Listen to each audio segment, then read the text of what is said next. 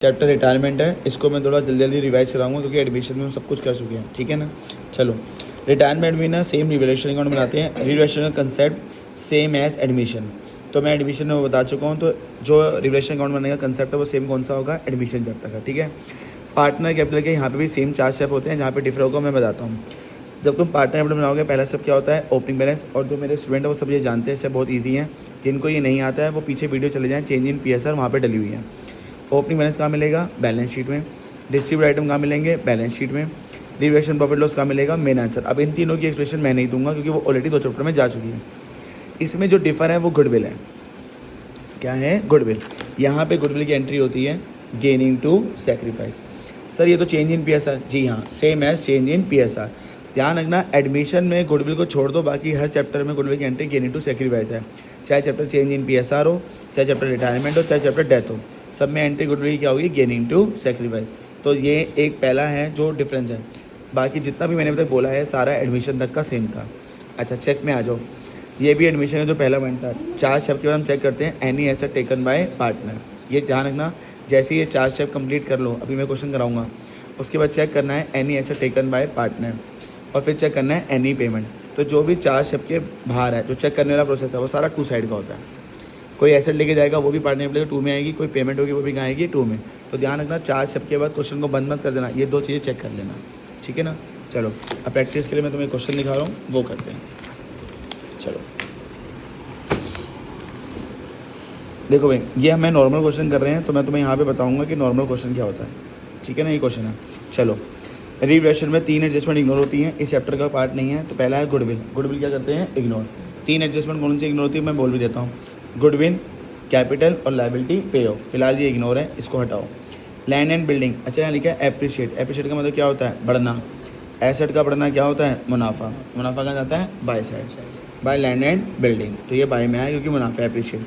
अच्छा, अब मुझे होता है अमाउंट। बच्चों को दिक्कत होती है कि डिफरेंस लेना है या सेम। देखो वहाँ पे बाय लिखा है, बाय लिखा है तो सेम अमाउंट कितना है, 1,23,000, तो 1,23,000। बैड डेट, अब यहाँ बच्चों को बहुत दिक्कत आती है, ये ध्यान रखना। तो सीख लेगा, यहाँ पे 3 स्पेसिफिक एक्सपेंस होते हैं। कितने एक्सपेंस होते हैं, 3। अरे एक मिनट रजिस्टर दिखाइयो। चलो देखो भाई, करते हुए 3 स्पेसिफिक एक्सपेंस ध्यान रखना। एक होता है बैड डेट्स, ये सारा एडमिशन कंसेप्ट है। बैड डेट्स, वर्कर क्लेम और इन्वेस्टमेंट का फॉल पार्ट। कभी भी एडजस्टमेंट में ये 3 बंदे दिखे, बैड डेट्स, वर्कर का क्लेम और इन्वेस्टमेंट का फॉल पार्ट, ये 3 स्पेसिफिक है। सर आपने इनको स्पेसिफिक नाम क्यों दिया है, क्योंकि इनकी अपनी गुल्लक होती है। क्या होती है, गुल्लक। बैड डेट्स की गुल्लक का नाम होता है provision for doubtful date. Worker claim की गुल्लक का नाम होता है वर्कमैन कंपनसेशन रिजर्व। इन्वेस्टमेंट के फॉल पार्ट की गुल्लक का नाम क्या होता है, इन्वेस्टमेंट फ्लक्चुएशन रिजर्व। तो पहले मैं तुम्हें यहीं पे समझाता हूँ। मान लो नुकसान 100 रुपये का है, कितने का है, 100। गुल्लक में चेक करो, क्या गुल्लक में 100 रुपये हैं। तो अब ये रिवैल्यूएशन में नहीं जाएगा, कोई नुकसान ही नहीं हुआ।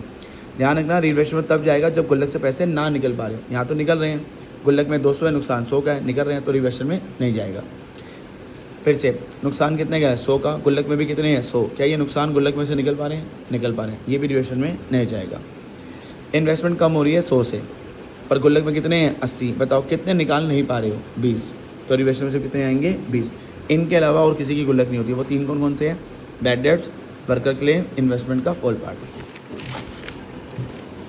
चलो जी, बैड डेट्स आ गया। बैड डेट्स मतलब क्या हो गया, स्पेसिफिक एक्सपेंस। क्या आ गया, स्पेसिफिक, मतलब इसकी गुल्लक होती है, गुल्लक मिलेगी बैलेंस शीट में। नुकसान 20,000 रुपये का है और गुल्लक में कितने पैसे पड़े हैं, 10। कितने निकाल नहीं पा रहे हो, 10। कितने निकाल नहीं पा रहे हो, 10। तो वही जाएंगे, टू बैड डेट्स 10,000। तो देखो, जबकि बैड डेट्स कितने थे, 20। मैंने 10 क्यों लिखे, क्योंकि स्पेसिफिक था। गुल्लक में 10,000 पड़े थे, कितने गुल्लक से निकाल नहीं पा रहे थे, 10। और ध्यान रखना, तुमने गुल्लक से 10,000 निकालने हैं तो गुल्लक 0 हो गई। तुमने गुल्लक से पैसे निकाल लिए, अब गुल्लक में कितने पैसे पड़े हैं, 0। चलो आओ जी, बैड डेट्स को समझ आ गया, आ जाओ जी आ गए। अब बच्चे गलती क्या करते हैं, बैड डेट्स और प्रोविजन कंसेप्ट को एक बनाते हैं। जी नहीं, सिर्फ बैड डेट स्पेसिफिक है, प्रोविजन का कंसेप्ट अलग है, इनको अलग अलग लेके चलना। प्रोविजन परसेंटेज में दी हुई है, जब भी प्रोविजन परसेंटेज में होता है फॉर्मूला लगता है debtor minus bad debts into percentage. ये सारा कंसेप्ट एडमिशन का है, तो मैं थोड़ा तेज चलूँगा। अच्छा, क्वेश्चन देखो, डेटर कितने दिए हुए हैं, 1.5 लाख। यहाँ आ गया 1.5 लाख। बैड डेट्स वो लेना जो क्वेश्चन में गिवन है, वो नहीं जो तुमने यहाँ लिखे हैं। यहाँ तो मैंने 10 लिखे हैं, ये नहीं, बैड डेट्स कंसेप्ट हो चुका है। क्वेश्चन में बैड डेट्स कितने गिवन थे, 20। ध्यान रखना, फॉर्मूले में वही लिखना जो गिवन है, 20 माइनस 1,50,000 माइनस 20, 31। 31 का कितना होता है, 13। जो हम फॉर्मूले से निकालते हैं इसका मतलब होता है मुझे गुल्लक में कितने चाहिए, 13,000। कितने चाहिए, 13। चेक करो गुल्लक में ऑलरेडी है कितने, मैं तो 10 निकाल चुका, गुल्लक में ऑलरेडी कितने हैं, 0। अब गुल्लक में मुझे चाहिए 13,000 और गुल्लक में पड़े हुए हैं 0, तो गुल्लक में कितने डालने पड़ेंगे, 13,000। डालना मतलब नुकसान। तो प्रोविजन फॉर डाउटफुल डेट 13,000, ये मैं देखो बाद में बताऊँगा। ठीक है जी, चलो ये अब आ गई पेमेंट। पेमेंट कंसिडर नहीं होते, रिवेशन बंद करते हैं। इधर बैलेंस आ रहा है, वो होगा प्रॉफिट। क्या होगा, प्रॉफिट। ध्यान रखना ये मैं इतना तेज़ इसलिए करा रहा हूँ क्योंकि ये सारा रिवेशन का पार्ट है, तो इसको धीरे कराने का कोई तुक नहीं है। सेम एज एडमिशन बन गया। चलो जी, पार्टनर कैपिटल 4 स्टेप। सबसे पहला स्टेप क्या गया था, ओपनिंग बैलेंस। कहाँ मिलेगा, बैलेंस शीट। लाइबिलिटी में दिया हुआ है, जिगजैग करूँगा तो कहाँ पहुँच जाऊँगा, by side, by balance BD। 2 lakh 2 lakh 1 lakh, 2 lakh 2 lakh 1 lakh. Distribute item ढूंढो एसेट में, डिस्ट्रीब्यूट आइटम नहीं है। ये रहा, कौन सा मिल गया, जनरल। जिगजैग करूँगा तो कहाँ पहुँच जाऊँगा, by side, by general reserve. हर चीज़ किस में बांटते हैं, ओल्ड रेशो में। ओल्ड रेशो है 2:1, तो 12-12-6। ठीक है जी, और कोई डिस्ट्रीब्यूट आइटम नहीं है। तीसरा स्टेप होता है रिवेशन का प्रॉफिट और लॉस, वो तुम्हें मिलेगा मेन आंसर, वो ये रहा। इसको भी जिगजैग कर देंगे, 2 साइड है, जिगजैग करा तो बाय में, बाय रिवेशन प्रॉफिट 40-40-20। तो देखो यहाँ तक का सारा कंसेप्ट एडमिशन का था। अब जो डिफरेंस है वो मैं आराम से कराऊंगा, इसलिए मैंने उसको नहीं लिखा। ये मैंने इसलिए लिख के रखा था क्योंकि टाइम वेस्ट होगा। ये सारा कंसेप्ट सारा कहाँ तक का था, एडमिशन का। ठीक है ना, चलो गुडविल एडजस्टमेंट में ढूंढते हैं। क्या गुडविल के लाइन में फर्म लिखा हुआ है, लिखा हुआ है। तो जब भी गुडविल ऑफ द फर्म होता है उसके शेयर से मल्टीप्लाई करते हैं। सर किसके शेयर से, चैप्टर रिटायरमेंट, तो जो बंदा रिटायर हुआ है उसके शेयर से। रिटायर हुई है अनीता, अनीता का शेयर है 2/5। तो पहले यहाँ लिखेंगे अनीता। ये कब मल्टीप्लाई करना है, जब गुडविल ऑफ द फर्म हो। अगर फर्म नहीं होता तो मैं जो गुडविल का अमाउंट दिया हुआ है 3 लाख, मैं वही कर देता, पर यहाँ फर्म है तो मल्टीप्लाई करना पड़ेगा। Anita share of goodwill 3 lakh into में 2/5, 1,20,000। कितना आ गया, 1,20। और गुडविल की एंट्री क्या थी, गेन इनटू सैक्रिफाइस। जो चला गया वो सैक्रिफाइस, जो बच गया वो गेन। चला कौन गया, अनीता, मतलब ये अनीता चलेगी, बचा कौन, गीता और सीता। जो बचे हुए हैं वो गेन करते हैं। और अनीता का मैंने गुडविल निकाल लिया था, कितना निकाला था, 1,20,000। चलो जी, अब ध्यान रखना एडमिशन के बाद वहाँ पे क्या होता है, सैक्रिफाइस। रिटायरमेंट में क्या होता है, गेनिंग रेशो। क्या होता है, जैसे सैक्रिफाइस के 3 फेज बताए थे, यहाँ पे भी 3 फेज है। पहले क्वेश्चन में चेक करो, गेनिंग रेशो गिवन है जो कि बहुत ही कम होती है। मैंने पूरा क्वेश्चन पढ़ लिया था, कहीं पे भी गेनिंग रेशो नहीं है। फिर चेक करो न्यू रेशो, अगर न्यू रेशो गिवन मिलती है तो फिर गेनिंग रेशो निकालनी पड़ेगी। फॉर्मूला क्या होता है, न्यू माइनस ओल्ड। फिलहाल मुझे कहीं पे न्यू रेशो भी नहीं दिख रही। अब जब न्यू भी नहीं है तो फिर ओल्ड रिमेनिंग रेशो ही क्या होती है, गेनिंग। तो एडमिशन में ओल्ड रेशो होता था, यहाँ पे क्या होता है, old remaining. Old remaining ratio का मतलब होता है, क्वेश्चन में रेशो चल रही थी 2:1, ये बंदा मर गया, यहाँ रिटायर हो गया, 2:1। तो 2:1 को क्या बोलते हैं, ओल्ड रिमेनिंग रेशो। और 2:1 तीनों को क्या बोलते हैं, ओल्ड। तो मेरे लिए तो OR आ रहा है, ठीक है ना। तो मेरे क्वेश्चन में ना ही गेनिंग रेशो है ना ही न्यू रेशो है, तो फिर ओल्ड रिमेनिंग रेशो क्या होगी, गेनिंग रेशो। 1:20 को 2:1 में बांटेंगे तो आएगा 80,000 और 40,000। बस ये एंट्री मेन आनी चाहिए सबको। तो देखो, जो चला गया वो क्रेडिट, सैक्रिफाइस, जो बच गया वो गेन। गुडविल का अमाउंट लिखा, और ये 3 जो चीज़ें लिखी हुई हैं वो समझ जाओ। गेनिंग रेशो होती तो उसी में बांट देता, न्यू रेशो होती तो गेनिंग रेशो कैलकुलेट करता, न्यू रेशो भी नहीं है तो ओल्ड रिमेनिंग रेशो ही गेनिंग रेशो। चलो भी पोस्टिंग। जी के सामने किसका नाम है, ए का। रूल क्या होता है, नाम सामने वाले का। जी के सामने कौन है, ए। पोजीशन भी सामने वाले की। ए की पोजीशन क्या है, 2, और 2 साइड ये वाली होती है। अब जिसके लिए तुम सोच रहे हो उसी के कॉलम में फटाफट भाग जाओ। मैं जी के लिए सोच रहा, फटाफट जी में पहुंच जाओ। अपना अमाउंट, जी का अपना अमाउंट कितना है, 80। क्योंकि रूल होता है नाम सामने वाले का, पोजीशन सामने वाले की, पर अमाउंट अपना अपने ही अकाउंट में। चलो जी, एस के बारे में। एस के सामने भी कौन है, अनीता, पोजीशन भी सामने अनीता की। तो मैं एक बार लिख चुका हूँ तो इसी में कर लेंगे। एस का अमाउंट एस के कॉलम में। ये पोस्टिंग सारी मैंने वहाँ सिखाई हुई है एडमिशन में, ठीक है ना। इधर देखो, इन दोनों की पोस्टिंग हो गई है। अब किसकी बारी है, अनीता की। इन दोनों की पोस्टिंग हो गई थी, अब किसकी बारी थी, अनीता की। अनीता के लिए सोचना है, अनीता के सामने अब कितने बंदे हैं, 2। कितने बंदे हैं, 2। अच्छा, इनकी पोजीशन कोई नहीं है, जिनकी कोई पोजीशन नहीं होती उनके क्या लेते हैं, by G is capital by S capital. अब सुनो भाई बच्चों, दिक्कत होती है किस अमाउंट में जाओ, जिसके लिए सोच रहे हो फटाफट उसके अकाउंट में भाग जाओ। अनीता के लिए सोच रहे हो, अनीता के अकाउंट में फटाफट पहुंच जाओ। इधर देखो, पहले मैं रूल बताता हूँ। देखो, जब सामने एक बंदा होता है तो अपना अमाउंट लिखते हैं, इसका लिखते हैं अपना। जब सामने दो बंदे होते हैं तो दोनों को मिला के अपना होना चाहिए। देखो, जब सामने दो बंदे, दोनों को मिला के मेरा अपना अमाउंट आ गया 80 और 40 एक 20 आ गया। ठीक है जी, ये हुए मेरे 4 स्टेप्स। देखो, मैं इसको डिटेल में नहीं बता रहा हूँ, वो क्लास में हो चुका है। ये एक फास्ट फॉरवर्ड डिवीजन है कि किसी को रिवाइज करना हो तो वो होता है। फिर भी मैं बताता हूँ, जी के सामने कौन है, अनीता। पोजीशन सामने वाले की, अनीता की पोजीशन है 2 वाली, यहाँ लिखा 2 अनीता। जिसके लिए सोच रहे हो उसी का अमाउंट उसी के कॉलम में, तो जी के कॉलम में 80,000। एस के सामने भी अनीता है तो दोबारा नहीं लिखना, इसी में ही कर लेंगे। एस के सामने कितना अमाउंट है, 40, एस के कॉलम में। तो मैंने यहाँ अपना अमाउंट क्यों लिया, क्योंकि उसके दोनों के सामने एक ही बंदा था। अब इसके सामने 2 बंदे हैं तो दोनों को मिला के अपना होना चाहिए, तो मैंने दोनों को मिला के अपना करा। ठीक है ना, मेरे 4 स्टेप हो गए। उसके बाद मैंने कहा था कुछ बच्चे जो होते हैं वो क्या करते हैं, 4 स्टेप के बाद रुक जाते हैं, वो चेक नहीं करते। Any asset taken by partner. तो जो हमारा क्वेश्चन चल रहा था, देखते हैं कोई पार्टनर तो नहीं ले गया।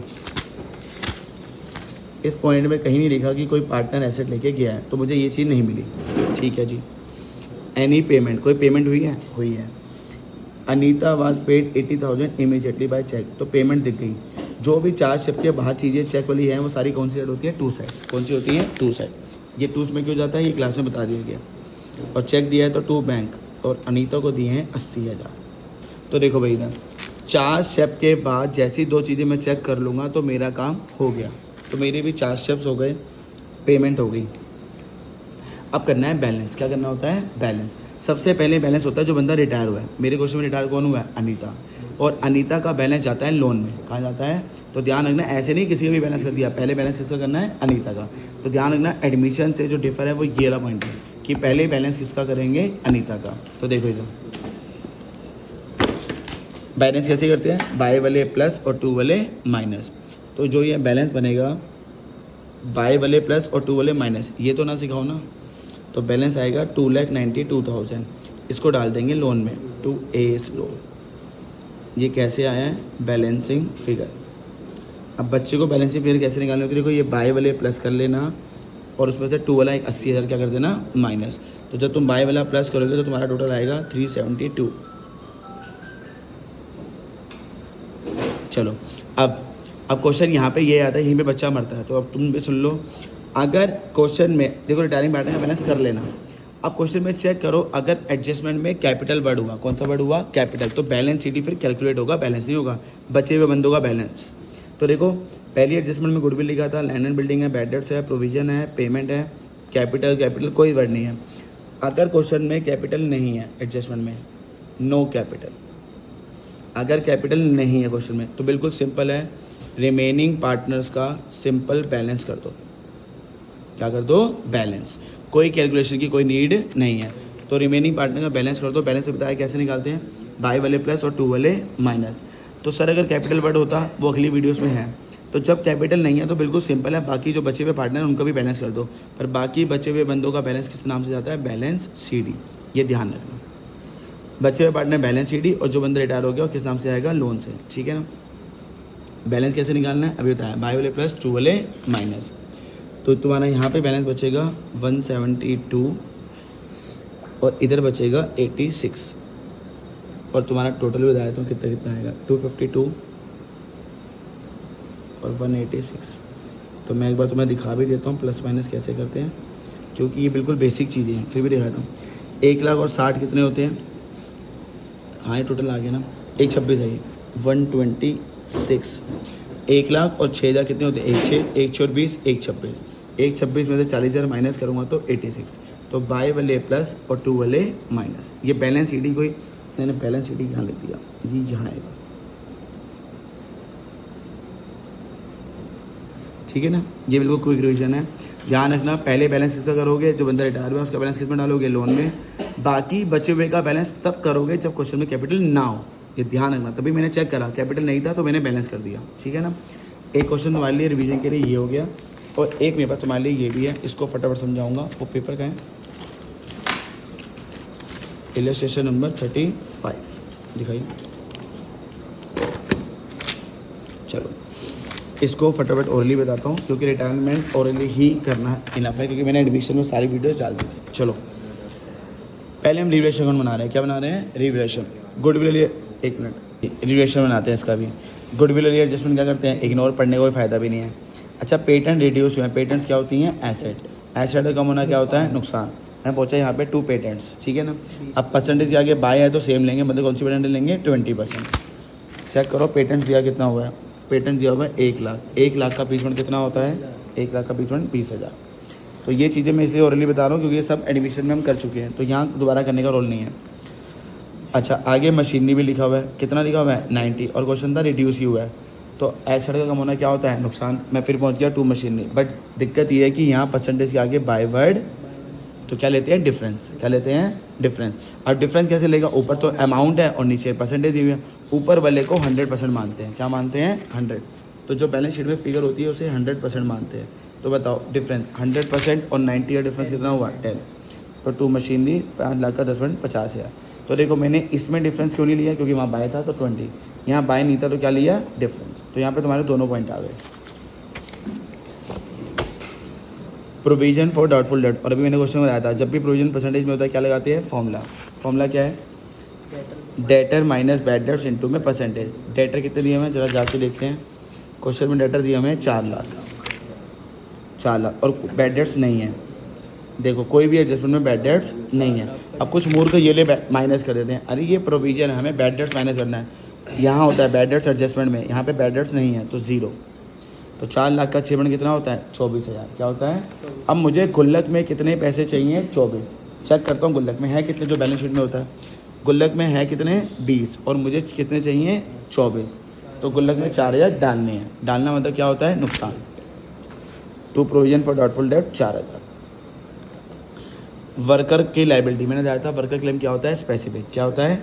इसकी गुल्लक होती है। चेक करो 60,000 रुपये जो है गुल्लक से निकल पा रहे हैं, ये रहा गुल्लक, और गुल्लक में तो 1,20 है, आराम से निकल पा रहे हैं। तो जब गुल्लक से निकल गए तो रिवैल्यूएशन में नहीं आएंगे, और तुमने जितने गुल्लक से निकाल लिए उतने माइनस भी कर दो। 60,000 मैंने माइनस कर दो। हाँ, रिवैल्यूएशन में क्यों नहीं आ रहे हैं? क्योंकि गुल्लक से सारे पैसे निकल गए।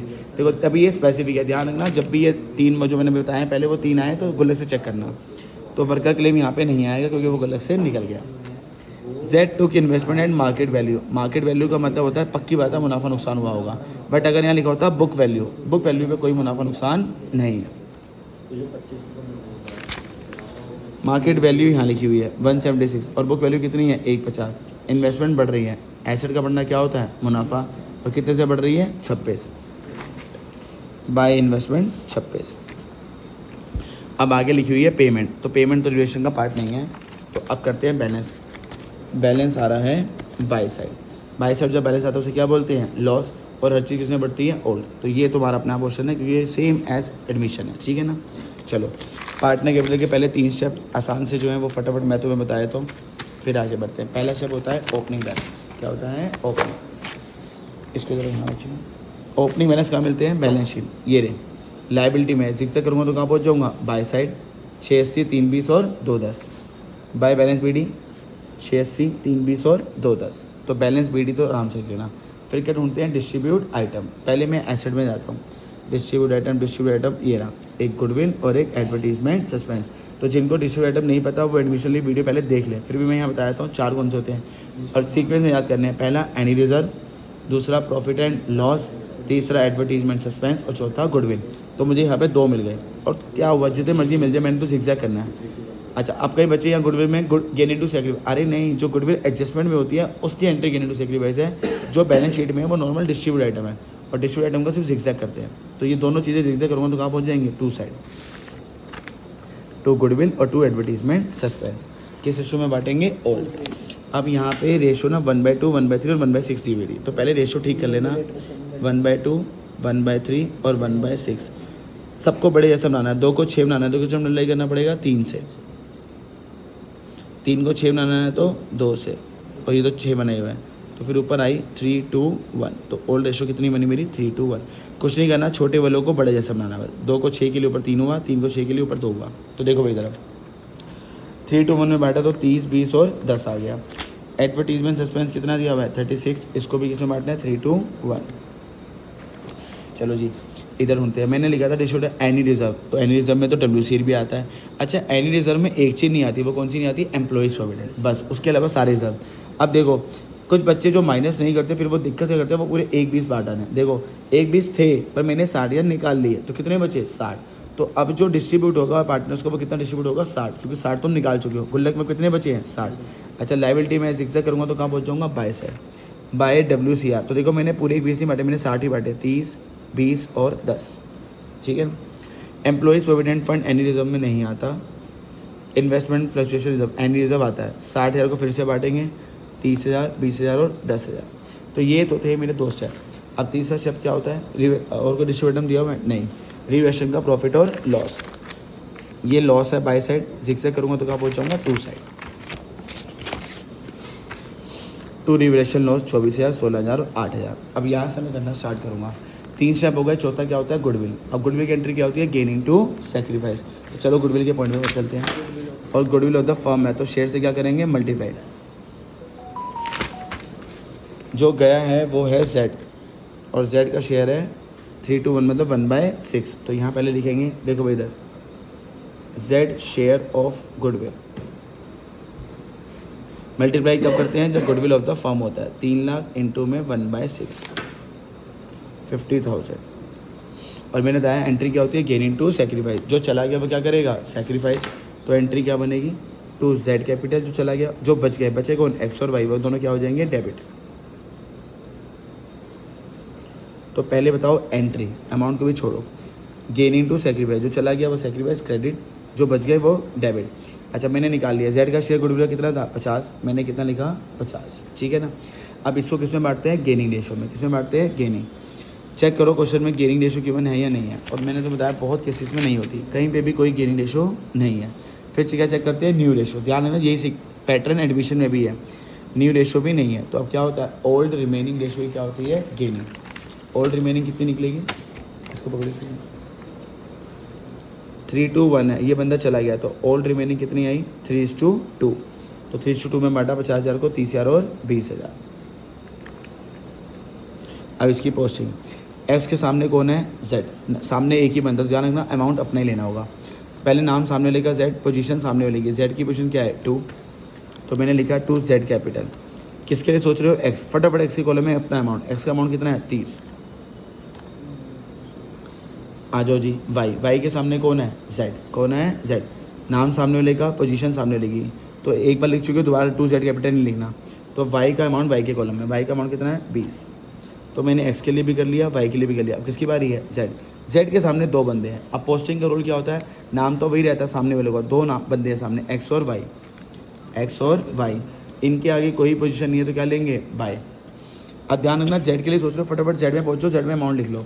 अब जब सामने दो बंदे होते हैं तो दोनों को मिला के मेरा अपना होना चाहिए। 30 और 20 कितने होते हैं 50। तो क्या Z में मेरा अपना अमाउंट आ गया, दोनों को मिला के आ गया, हो गया 4 स्टेप। अब 4 स्टेप के बाद क्या चेक करते हैं, any asset taken by partner. लो जी इसमें है Z टुक इन्वेस्टमेंट, Z क्या ले गया है इन्वेस्टमेंट। तो ठीक है, और जितने मैंने दादा 4 स्टेप के बाद जो चीज़ चेक वाली होती है वो सारी कहाँ होती है टू साइड। क्या जाती है टू साइड, ऊपर कोने में रखिए पकड़ ले। 4 स्टेप के बाद जितनी चीज़ें होती है सारी टू साइड वाली हैं, वो एक्सप्लेन होता है क्लास में। टू इन्वेस्टमेंट, हाँ जी कितने पैसे लेने हैं, वो मार्केट वैल्यू भी लेके गया था। तो मार्केट वैल्यू थी 176 और Z लेके गया तो Z के कॉलम में। बच्चे ये करना भूल जाते हैं क्योंकि वो 4 स्टेप तो कर लेते हैं, वो भूल जाते हैं, 2 चीज़ें चेक भी करनी होती हैं। एनी एसेट टेकन दिख गया, एनी पेमेंट, लो जी पेमेंट भी दी हुई है। अब ये है मेन समझना, जो मैंने पिछले क्वेश्चन में कराई थी तो पेमेंट ईजी थी, वैसे तो बोर्ड में वही आती है, बट कभी कभार बोर्ड वाले भी क्या सकते हैं थोड़ा लेवल बढ़ा सकते हैं। तो पहले मुझे Z का बैलेंस निकालना पड़ेगा क्योंकि वहाँ पे लिखा हुआ है 50% तो हाथों हाथ देने हैं, 50% बैलेंस चेक में देना है और फिर 50 आगे दिया हुआ है। तो पहले मुझे किसका बैलेंस निकालना पड़ेगा Z का, ठीक है। तो इधर देखिए, जब तुम बाय वाले प्लस करोगे Z का और टू वाले माइनस करोगे तो Z का बैलेंस आएगा 80,000। कौन से पकड़ियो, पकड़ लो। ये Z का बैलेंस निकला 80,000। सर ये कैसे आया 80,000? जेड का बाय वाले प्लस करना और टू वाले माइनस करना, तो तुम्हारा बैलेंस कितना आ जाएगा 80। वो कह रहे हैं जो जेड को अमाउंट ड्यू हो रहा है जो कि 80 निकला है, हाथों हाथ रिटायरमेंट में कितना दे दो 50%। तो 50% अगर मैं अभी दे दूंगा रिटायरमेंट में तो कितना दे दिया 40। तो ये पेमेंट आ गई। पेमेंट किधर आती है टू साइड, टू बैंक जेड में कितना आएगा 40। क्या चीज़ आएगा ना, अभी तो पेमेंट हो रही है। पेमेंट के बाद 4 स्टेप करने के बाद 2 चीज़ चेक करते हैं, एनी एसेट टेकन और एनी पेमेंट। पेमेंट लिखने के बाद बैलेंस करना है, ठीक है ना, फिर वो बैलेंस लोन में जाएगा। चलो कह रहा है अब बैलेंस का 50%। तो पहले तो देखो बैलेंस कितना बचा, अगर 50% यहाँ था तो बैलेंस भी 50% कितना बचा 40। ये तो पे कर दिया है। कह रहा है 40 का भी 50% तुमने 30 जून 2025 को दे दिया, मतलब 20,000 इसी साल 30 जून को दे दिया। तो अगर इसी साल दे दिया तो ये एक और पेमेंट बन गई। एक और पेमेंट कितनी आ गई 20,000। अलग से एक और लिखना पड़ेगा टू बैंक। अब ध्यान रखना बच्चे यहीं पे घबराते हैं, किस तरह कैसे हुआ। पहले उसने कहा 50% रिटायरमेंट पे दे दो। कब दे दो रिटायरमेंट। रिटायरमेंट कब हुई थी 1 अप्रैल 2025। तो जो 40,000 दिए हैं वो तो दिए हैं 1 अप्रैल को, और जो 40 का भी 20% दिया 50% दिया 20,000 वो कब दिया है 30 जून को। तो ये दोनों पेमेंट एक ही साल में हुई हैं, एक 1 अप्रैल 2025 को और एक 30 जून 2025 को। तो इसलिए दोनों पेमेंट यहाँ लग गई। कह रहा है बाकी जो बैलेंस बचा कितना बचा 20, वो 1 साल के बाद देना, तो वो लोन में चलाएगा। ये 80 का हुआ है 40 20 और 20, ये गया है लोन में।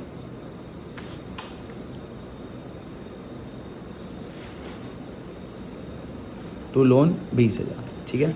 ये मैं रफ में करा रहा हूँ तो ध्यान रखना, ये मैंने समझाने के लिए करा था, तुम्हारे यहाँ बीच में नहीं आना चाहिए, ठीक है ना। एक बार पकड़ियो, एक बार फिर से बता। जेड का बैलेंस कैसे निकालोगे, बाय वाले प्लस टू वाले माइनस कितना आएगा 80।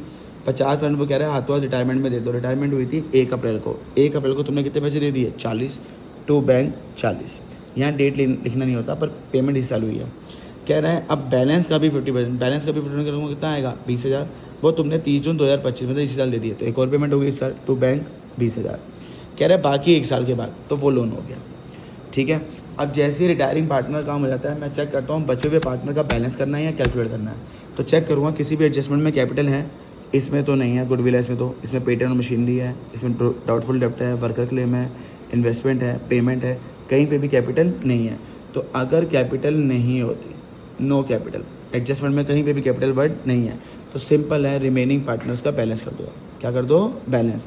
और बैलेंस कैसे करते हैं, बाय वाले प्लस और टू वाले माइनस। और रिमेनिंग पार्टनर का बैलेंस किस नाम से आएगा, बैलेंस CD। बैलेंस CD, तो एक्स का बाय वाला प्लस और टू वाला माइनस कर देंगे, तो इसका बैलेंस आएगा 6,38,000। और जो वाई करोगे वाई का आएगा 292। तो ये बैलेंस वाली चीज़ें आसान होती हैं। तो देखो मैंने बैलेंस क्यों करा, क्योंकि मुझे कोई कैपिटल वर्ड नहीं दिखा, ठीक है ना।